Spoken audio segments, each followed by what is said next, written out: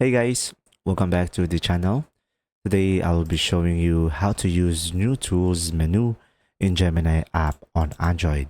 So first things first is you could just simply go to the Google Play Store and make sure you are running the latest version of the app in order for you to proceed with this process and access the new tools.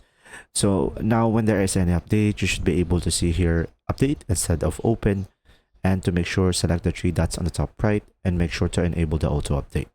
Now just simply tap on open, and now here in order for you to access the new tools, we should be able to see here the plus icon at the bottom left, and we should be able to have the two lines with a circle.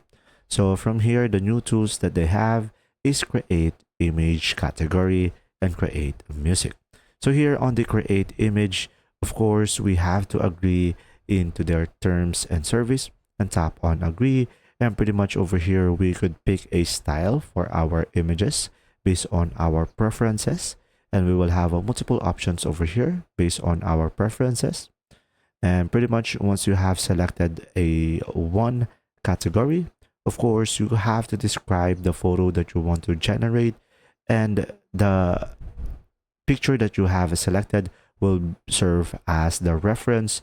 And pretty much guys, the best option over here is being more specific on your prompt, and you will have an option to make it fast as well, thinking or pro, or you could go for upgrade to Google AI.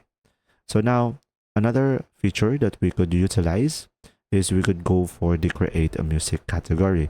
Here we could pick a track to remix, and we will have the same thing, and we could select multiple options or multiple categories based on our preferences, and just simply describe your track down below, and automatically it will generate a music based on the prompt that you provided. I hope this video helped you understand more. Thanks for watching.